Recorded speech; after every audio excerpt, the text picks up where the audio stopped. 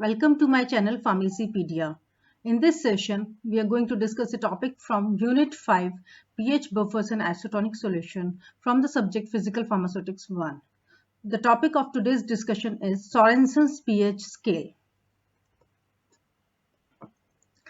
Let us first try to understand the history of development of the pH scale. There was a scientist known as Mr. Sorensen. He was raised on a farm in Denmark.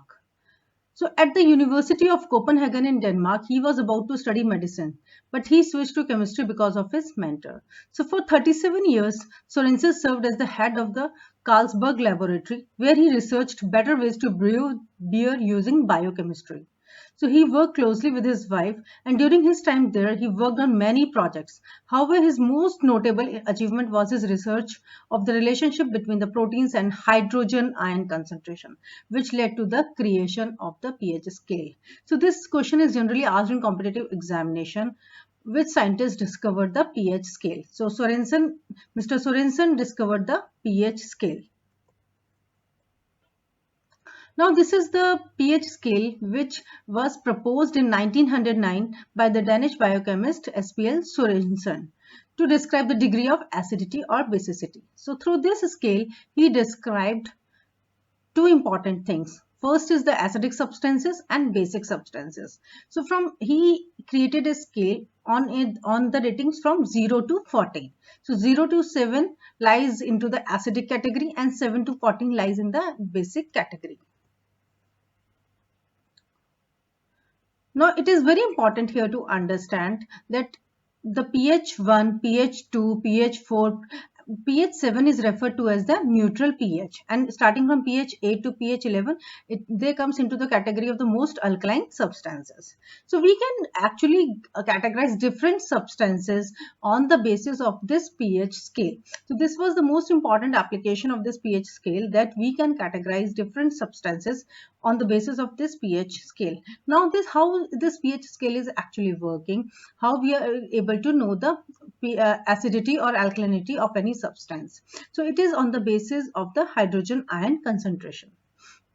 So he developed the pH scale. So you can see in this diagram that battery acid is having the pH of around 0.5.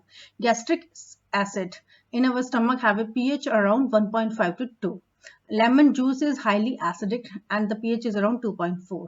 So you can see the tea is having pH around 5.5, milk is having pH of 6.5, and pure water has a pH of 7. That is why our body pH is also, when we have to take into account, is around 7.4.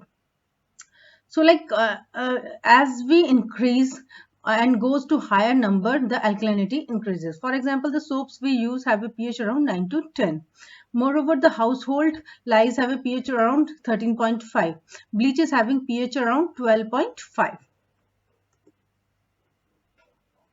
Now there are certain considerations. So sometimes we wonder, we have a acidity in the stomach, and then in that case we take the antacids. So antacids basically neutralize the effects of the acid and therefore are known as the bases. So acids and bases have always existed in the nature.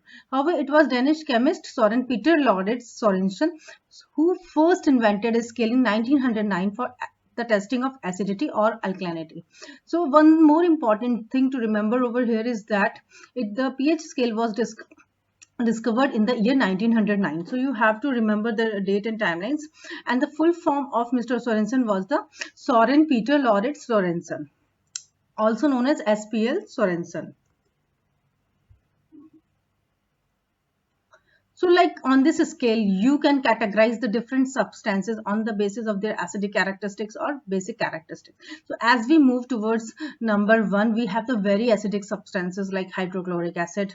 Then even our Coca-Cola used is very acidic. Then wine is around in the acidic range only. Mineral water is around slightly acidic. Blood has a neutral pH. Then soaps have alkaline, I told you, 9 to 10. And then the laundry detergents are very alkaline. So we prefer to take the substances which have a pH of around 6 to 7. Now there are certain things and very important to understand is that pH basically stands for the potential hydrogen. So P is for potential, H is for hydrogen. So pH potential hydrogen is basically an essential way, easier way to measure the hydrogen ion concentration in a solution. So whenever we are taking any substances, what we are checking? We are checking the concentration of the hydrogen ion, or how many hydrogen ions are present in a given liter. So Sorensen's scale assigns a pH range of 1 to 14, with 1 being the most acidic substance, 14 being the most basic substance, and 7 being the neutral. Neutral means it is neither acidic nor basic. So the pH scale works in powers of 10. This is very important to note and understand. So whenever we jump in number which is a multiple of 10 in concentration, for example, pH 1 is 10 times more acidic than a pH 2. This is very important to understand. So when you jump, it may feel you like a single number, but you are actually jumping 10,000. So you can see the figure of the hydrogen ion concentration on the left hand side, whereby it is clearly. So when you jump from pH 1 to pH 2, you are actually, pH 1 is having 10 times more acidity than the pH 2. Then another very important thing to understand is that whether a solution is acidic or alkaline, and the pH of the substance can be used to determine the properties of that substance. For example, generalized acidic things have a sour taste, whereas the alkaline things have a bitter taste. Alkaline solutions are often also very slippery. Always keep in the mind the examples of soaps and detergents.